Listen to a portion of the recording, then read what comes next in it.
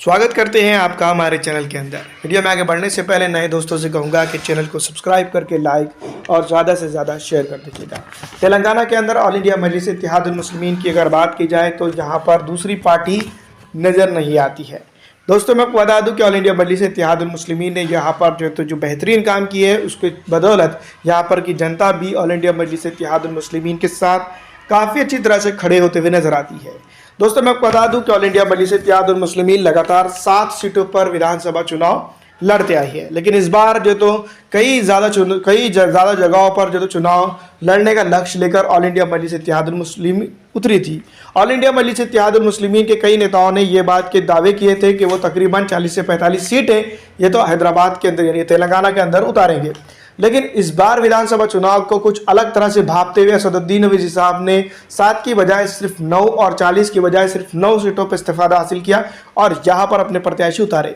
दूसरी तरफ अगर हम बात करेंगे तो ऑल इंडिया मजलिस इत्तेहादुल मुस्लिमीन के सदर बैरिस्टर असदुद्दीन अवैसी साहब ने कई बार अपनी जनसभाओं के अंदर ये कहा है कि वो चाहते तो ज़्यादा भी सीटें उतार सकते थे, लेकिन BRS और कांग्रेस की जुगलबंदी के चलते यहाँ पर उन्होंने अपनी कमान को थोड़ी पीछे कर लिया है। दोस्तों ये बात साफ जाहिर होती है कि असदुद्दीन अवैसी साहब BRS की खुलकर तायद करते हैं। बहुत सारी जगहों पर ये बात कहते हैं कि सेकुलर जहन की पार्टियों का वर्चस्व रहना चाहिए। कहीं ना कहीं नई मामू से नकटे मामू की बात असदुद्दीन अवैसी साहब ने खुलकर जनसभा के अंदर कही थी। अगर हमें मामू की ज़रूरत है तो नकटा मामू ही क्यों ना हो, लेकिन नई मामू से नकटे मामू पुरते हैं। इस तरह से कांग्रेस को आड़े हाथों लेकर उन्होंने बात कही थी। लेकिन हम बात करेंगे ऑल इंडिया मजलिस इत्तेहादुल मुस्लिमीन के उन 9 प्रत्याशियों के बारे में जिनकी किस्मत का फैसला जनता ने बैलेट यानी कि EVM मशीन के जरिए कर दिया है। सबसे पहले मैं आपको बता दूं कि राजेंद्र नगर की हम बात करेंगे, जिसमें सबसे पहली बार हैदराबाद के अंदर एक ऐसे प्रत्याशी को दिया गया है टिकट जो अगर देखा जाए विधानसभा की बात कर रहा हूं मैं। इससे पहले पार्लियामेंट्री इलेक्शन में असदुद्दीन अवैसी साहब ने किसी और को भी टिकट दे चुके हैं। मंदागिरी स्वामी यादव ऑल इंडिया मजलिस इत्तेहादुल मुस्लिमीन के टिकट के ऊपर राजेंद्र नगर से पहली बार विधानसभा चुनाव के अंदर रहेंगे और ये बात समझी जा रही है कि वो छप्पड़ फाड़ कर वोटिंग से जीत दर्ज कर सकते हैं। जनता ने असदुद्दीन अवैसी साहब की बात पर लब्बैक करते हुए मंदागिरी स्वामी यादव को यहाँ पर से भरपूर वोटिंग की है और इसका सिला आने वाले दिनों के अंदर मिल सकता है। सेकंड सीट यहाँ पर जो इम्पोर्टेंट रखती है वो है जुबली हिल की, जो पहली बार नहीं बल्कि इससे पहले भी चुनावी मैदान में हमने देख चुके हैं। मोहम्मद राशिद साहब यहाँ पर चुनावी मैदान में है और जनता ने इनको भी काफ़ी अच्छा वोट दिया है। थोड़ी मेहनत कम रहते हुए दिखाई दे रही है, लेकिन अगर देखा जाए, अगर जनता की बात की जाए और असदुद्दीन अवैसी साहब के प्रचार प्रसार और मेहनत रही और उनके नेताओं की जिसके पीछे जस्तजू रही है, उन तमाम तर चीज़ों को अगर देखा जाए तो यहाँ पर जुबली हिल के ऊपर भी शतक मारने की कि विकेट लेने की चक्कर में नज़र आती है ऑल इंडिया मजलिस इत्तेहादुल मुस्लिमीन। दूसरी तरफ चार मीनार की अगर बात करें तो मैं आपको बता दूं कि ये हैदराबाद की कॉन्स्टिट्यूंसी में आता है। चार मीनार एक ऐसी सीट है जहां पर असदुद्दीन अवैसी साहब की पार्टी के प्रत्याशी को हराना थोड़ा नामुमकिन सा नज़र आता है, लेकिन चार मीनार के अंदर जुल्फ़िकार अली बराबर की टक्कर दे रहे कांग्रेस भारतीय जनता पार्टी के प्रत्याशी को। यहाँ पर वोट काटने का काम काफ़ी पार्टियों ने ज़रूर किया है, लेकिन चार मीनार के अंदर ऑल इंडिया मजलिस इत्तेहादुल मुस्लिमीन की पकड़ काफ़ी मजबूत मानी जा रही है। नामपल्ली के अंदर मैं आपको बता दूं कि सबसे वफादार माने जाने वाले ऑल इंडिया मजलिस इत्तेहादुल मुस्लिमीन के प्रत्याशी के तौर पर यहाँ पर उतरे हैं माजिद हुसैन साहब, जो हर जगह पर असदुद्दीन अवैसी साहब के लिए साथ में नज़र आते हैं, चाहे वो तेलंगाना हो, महाराष्ट्र हो, UP हो, बिहार हो, झारखंड हो, छत्तीसगढ़ हो। ये हर जगह पर असदुद्दीन अवैसी साहब के इर्द गिर्द में दिखाई देते। ये फिर यूँ भी कहा जाता है कि माजिद हुसैन साहब असदुद्दीन अवैसी साहब के दूसरे भाई हैं, यूँ भी कहा जा सकता है। तो माजिद हुसैन साहब को इस बार उनके रनिंग MLA को उन्होंने बिठाकर टिकट दिया है, ये काफ़ी चौंकाने वाली बात है। और यहाँ पर उन्होंने नामपल्ली के अंदर काफ़ी अच्छा होल्ड भी बना चुके हैं। इससे पहले मेयर भी रह चुके हैं माजिद हुसैन साहब।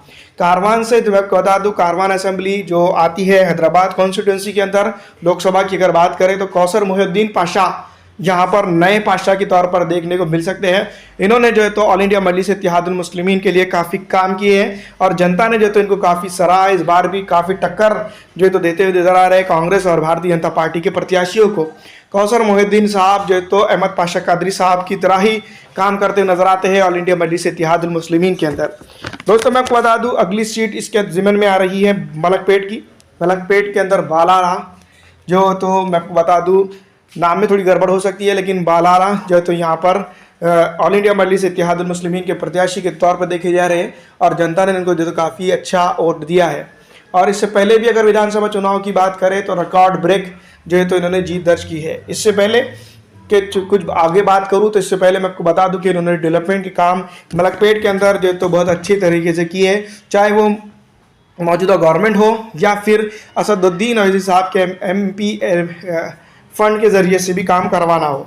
बहुत सारी जगहों पर जो तो बलारा खुद से भी काम करते हुए नजर आए।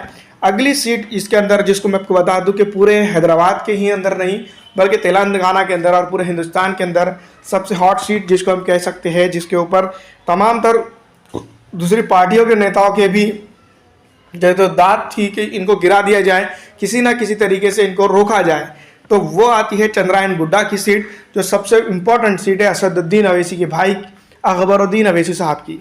अकबरुद्दीन अवैसी साहब जब से चुनावी मैदान में है तब से जो तो लगातार रिकॉर्ड ब्रेक जीत वो दर्ज करते आते हैं। इससे पहले जो कम थे उससे ज़्यादा बढ़ते बढ़ते हुई उनकी बढ़त नज़र आती है और इस बार तो असदुद्दीन अवैसी साहब ने खुद दावा किया है कि वो यहाँ पर पिछली दफ़ा के रिकॉर्ड को भी ब्रेक कर सकते हैं। वैसे मैं आपको बता दूं कि असदुद्दीन अवैसी साहब के भाई अकबरुद्दीन अवैसी साहब का जनता से एक इमोशनल अटैचमेंट है। जनता ने उनके लिए और जनता के लिए उन्होंने बहुत कुछ किया हुआ है। हैदराबाद की शान समझे जाने वाले अकबरुद्दीन अवैसी साहब यहाँ पर जो तो काफ़ी अच्छा काम करते उन्होंने दिखाई दिया है। अगला जो है तो विधानसभा आता है बहादुरपुरा, जिसमें मोहम्मद मुबीन साहब जो है तो ऑल इंडिया मजलिस इत्तेहादुल मुस्लिमीन के प्रत्याशी के तौर पर है और यहाँ पर जो तो जनता ने उनको काफ़ी अच्छा सराहा है, वोटिंग ज़्यादा हुई है और अच्छा रिजल्ट जो है तो उनके फेवर में आ सकता है। वैसे मैं आपको बता दूं कि भारतीय जनता पार्टी और कांग्रेस पार्टी इक्वली यहाँ पर जो है तो डिफीट करने के लिए ऑल इंडिया मजलिस इत्तेहादुल मुस्लिमीन को लगातार फाइट करते हुए नजर आई है। अगली सीट और इम्पॉर्टेंट सीट जो है तो नज़र आती है याकूतपुरा की।